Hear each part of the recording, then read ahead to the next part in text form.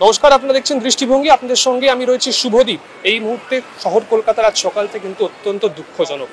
ভারতের প্রাক্তন hockey player Leander পেজের বাবা বাস পেজ কিন্তু সকালে প্রয়াত হয়েছেন এবং সেই মুহূর্তে সকলের কিন্তু অত্যন্ত কাছে একটা খারাপ খবর সকলের কাছে।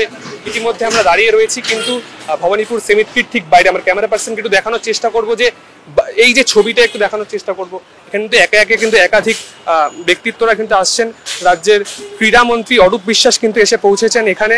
ভেতরে রয়েছেন কিন্তু আরো অনেক ব্যক্তিরা, লিয়েন্ডার পেজ রয়েছেন, আরো ব্যক্তিরা কিন্তু এখানে আসা শুরু করেছেন। এই মুহূর্তে আমরা দেখতে পাচ্ছি যে অরূপ বিশ্বাস রাজ্যের ক্রীড়ামন্ত্রী, তিনি কিন্তু ইতিমধ্যে এসে পৌঁছেছেন এখানে। 80 বছর বয়সে বৃহস্পতিবার ভোর 3টের সময় কিন্তু তিনি এই পরলোক গমন করেন এবং লিয়েন্ডার পেজ কিন্তু তার সঙ্গেই ছিলেন বলে জানা যাচ্ছে। গতকাল থেকে তার শরীরের কিন্তু অবনতি হওয়া শুরু করেন। শরীরের বিভিন্ন অঙ্গ প্রত্যঙ্গ কিন্তু ধীরে ধীরে আস্তে আস্তে কাজ করা কিন্তু বন্ধ করে দেয়। ইতিমধ্যে দাঁড়িয়ে রয়েছে আমরা কিন্তু ভবানীপুর সেমিট্রির বাইরে।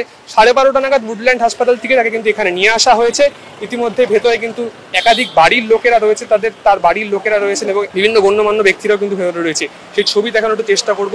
ভেতরে এখন যদিও কাউকে প্রবেশ করার অনুমতি দেওয়া হচ্ছে না, কিন্তু আমরা একটু দেখানোর চেষ্টা করছি যে ভেতরে কিন্তু একাধিক মানুষটা রয়েছে।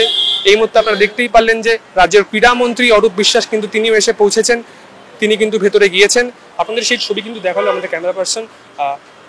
ভবানীপুর সেমিট্রি থেকে ক্যামেরায় সুমনের সঙ্গে শুভদীপ।